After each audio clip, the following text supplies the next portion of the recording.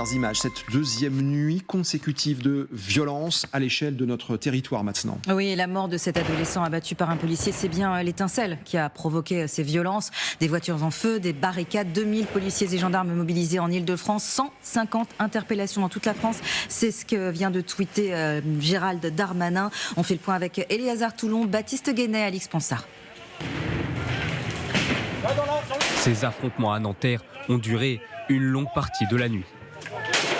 Sur ces images, des policiers pris pour cible par des tirs de mortier d'artifice sont obligés de reculer. Ils répliquent par des gaz lacrymogènes. Un peu plus loin, des véhicules incendiés par dizaines.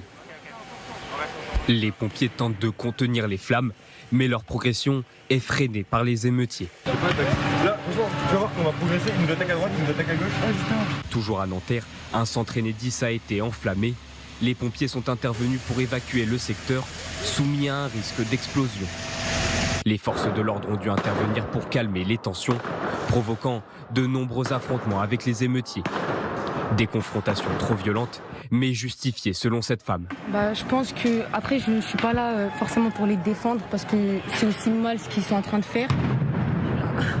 Mais je tiens à dire que c'est la seule manière dont ils peuvent montrer vraiment la haine qu'ils ont à l'heure d'aujourd'hui pour Naël et même pour tous les autres avant lui.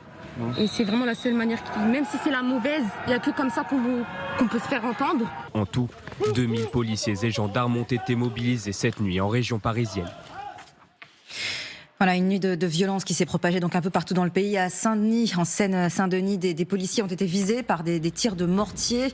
Le poste de sécurité de l'entrée de la prison de Fresnes, lui aussi dans le Val d'Oise, a également été attaqué au mortier d'artifice. Fresnes dans le Val-de-Bain, par des émeutiers. Violence en région. Ici, vous allez le voir à Roubaix, où il y a eu plusieurs départs de feu, beaucoup de dégradations également. Ça se passe dans le nord. Image également d'un tramway complètement calciné à Clamart. Solène Rioux est sur place pour LCI. Solène, bonjour. Quelle est l'ampleur des dégâts à l'heure où l'on se parle, Solène ? Eh bien, regardez les stigmates de la nuit sur ces images de morgue en paume, images qui parlent d'elles-mêmes avec toutes ces rames de ce tramway de la ligne 6 de la RATP qui ont été brûlées, qui ont péri dans les flammes, qui ont fondu sous l'effet de la chaleur. Il y a une vingtaine de minutes de ça, les sapeurs-pompiers de Paris étaient encore à pied d'œuvre pour refroidir la carcasse fumante de ce tramway et éviter tout départ de feu. Et ils ont travaillé toute la nuit, ils nous ont expliqué être éreintés. Ils viennent tout juste de partir et d'être remplacés.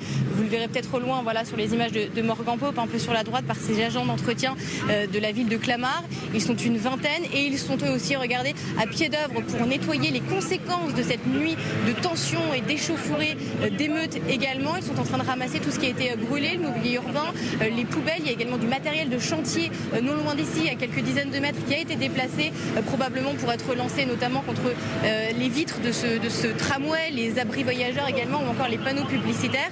Un mot sur les habitants de la ville de Clamart qui nous ont dit être extrêmement choqués de cette image au réveil d'une ville d'ordinaire, je cite, si calme. On les a vus sidérés prendre des photos tout à l'heure, des images que vous voyez encore de morgue en paume. Et puis un mot également sur des jeunes à qui on a pu parler d'une vingtaine, trentaine d'années. Certains nous ont dit avoir participé aux émeutes cette nuit, d'autres nous ont dit avoir entendu de chez eux mais ne pas avoir participé. Dans tous les cas, tous nous disent comprendre ce genre d'action et expliquent que c'est la seule manière pour eux de se faire entendre et de faire entendre leur colère au surlendemain de la mort de Naël, tué par un policier lors d'un refus d'obtempérer. Voilà, dans ce quartier de Clamart, trafic évidemment interrompu. Merci beaucoup Solène Rioux et Morgan Pope pour les images de ce matin. Marie Belot, peut-on faire un premier bilan de cette nuit ? La violence est encore montée d'un cran ces dernières heures. Oui, un bilan beaucoup plus important que celui d'hier. Hier, on nous parlait de 31 interpellations. Ce matin, le ministre de l'Intérieur vient de tweeter 150 interpellations ont eu lieu un peu partout en France. Il parle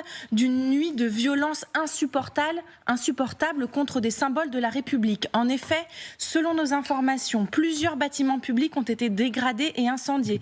Des écoles, notamment à Évreux et Tourcoing, des bâtiments municipaux à Amiens et en Seine-Saint-Denis, mais aussi des commissariats pris à partie, visés par des tirs de mortier d'artifice, notamment à Elbeuf et Rouen. On nous parle de violences urbaines un peu partout sur le territoire, avec une concentration concentration des faits, notamment à Lille, Roubaix, Toulouse, Villeurbanne, avec des véhicules incendiés notamment.